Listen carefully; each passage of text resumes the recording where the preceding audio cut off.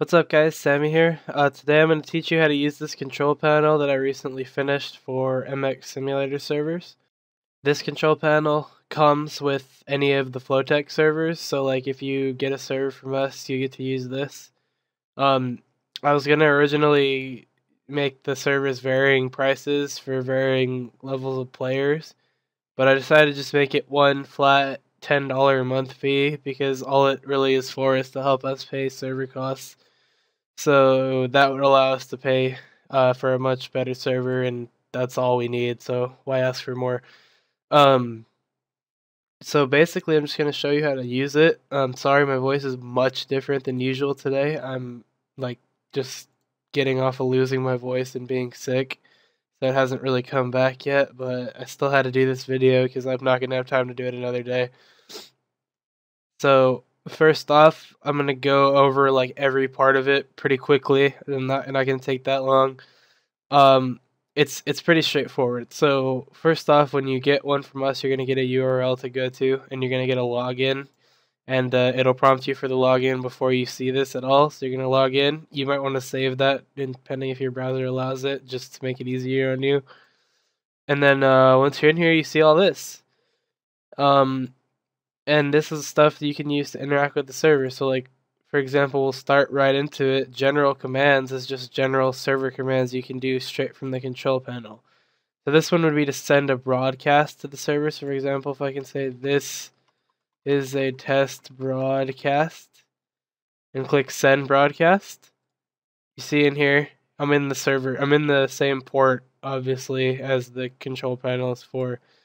But you see it says this is a test broadcast, which is exactly what I typed in here. So basically just whatever you type in here and click send, it's going to send that in red text like that. I'm going to work on adding more colors, just not yet. The next thing you see is a row of buttons, which is server commands that commonly needed.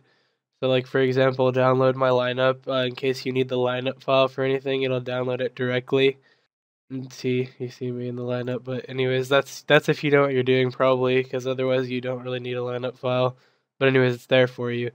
Next one, obviously, restarts the server. As you can see, it restarted. Force play all is a command to put everyone in the next race. So if you click force play all, then everyone in the server will be in the next race. And if you click force spec all, then it'll put nobody in the next race. So like everybody will be spectating. Start server, obvious. Start the server. When you click it when it's already started, nothing happens. But if you were to stop the server, as you see, I was disconnected, and if I try to connect right now, I won't be able to. But if I click start server, it's starting, as you can see, because I can't click on this. It means I'm loading in. There, see, I loaded in. And it put me on, obviously, the first track in the list, which is all crisp. But the next, we'll go over to more command. The next is lock server. All this does is means that anyone in the server at that time can't change their status, meaning they can't type server, comma spec or server, comma play. So see how I just typed that and it worked? Well, if I were to lock the server and then type server, comma spec, as you can see, I can't change the status because it's locked. But then I can unlock it also. The next thing would be scripts. So any script that you have uploaded to the control panel will be able to be executed right here. As you can see, I have one called UID, which is basically just a UID grab script, but it's and all it does is broadcast some stuff, force plays some people, and restarts. If I click execute, you can see it executed, grabbing UIDs, and it restarted, and it put me in. That's all this script does. So as you see, it worked. Track, right here is how you select a track to set the current track to, which we'll go over how to add tracks in the next section. But so set track would be it'll tell you like 1, which is the track number, and then it'll tell you the track info and then how many laps and minutes you have it set for. So if I change it to Arena Cross round 3 and I hit set track, then you gotta restart it to set the track. That's just how it works. And as you can see, I'm loading in a new track.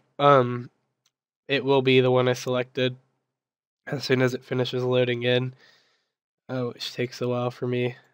There you go. As you see, I'm in round 3. So yeah, next would be rider commands. It's gonna show you in this box every rider that's in the server that is in spectate mode or play mode. So basically anyone who's active in the server, not anyone who's like left the server or anything. So you're gonna want to refresh that probably before you do a command because it might have updated. So as you can see, I can select a rider and then I can select some commands right here. For example, I can force play, force spec, kick, and ban. Unfortunately, I can't really demonstrate any of these except kick because it won't. Since I'm the only one in the server, it won't force play me, it won't force spec me, and if I ban myself, I have to go manually take myself out.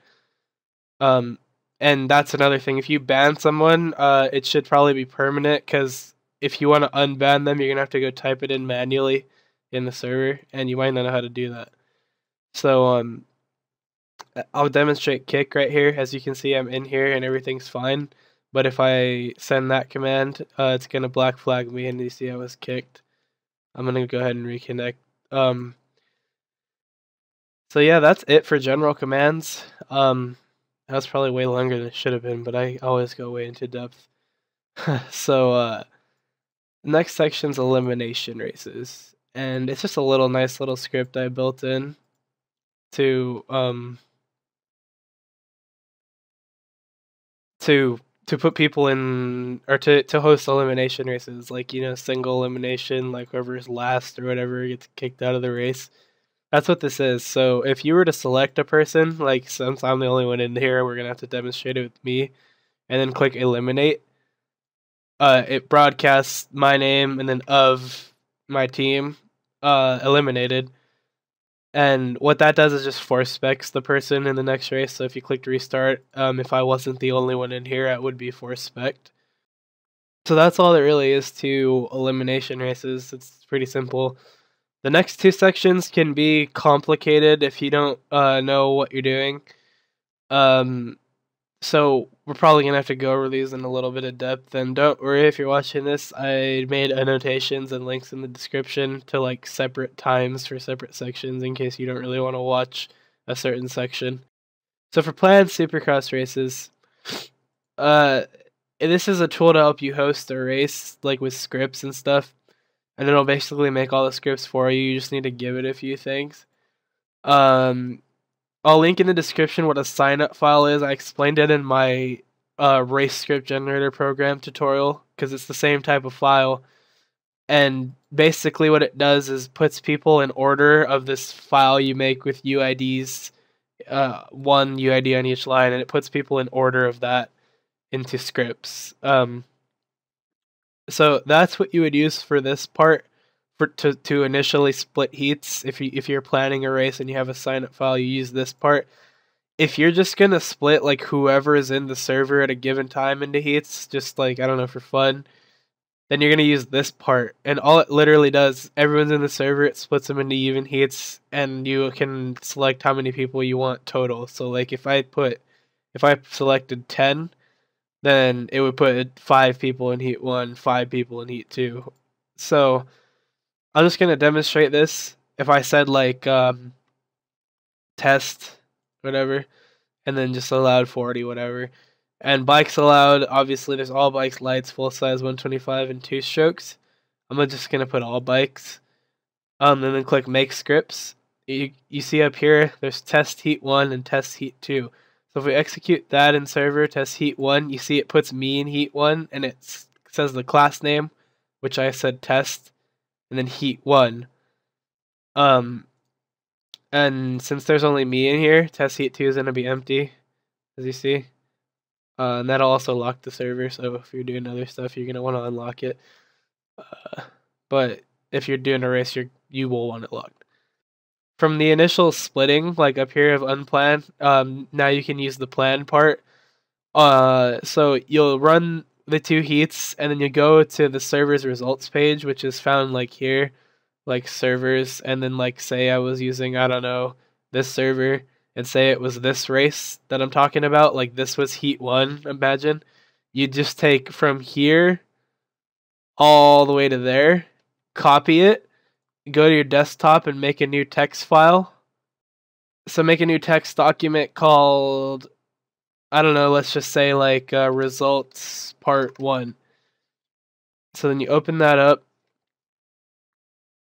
and you paste what you copied in. So you pasted this,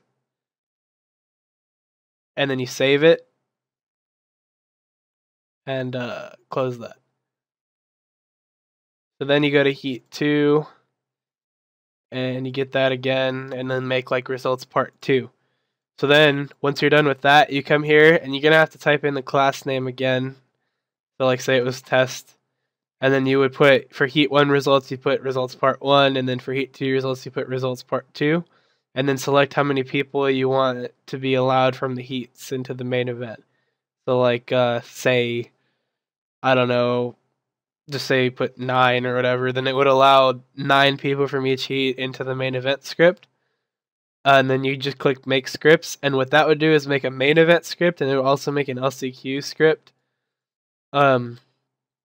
So then you'd run the LCQ, and then you'd put in the Heat 1 results, the Heat 2 results, and the LCQ results.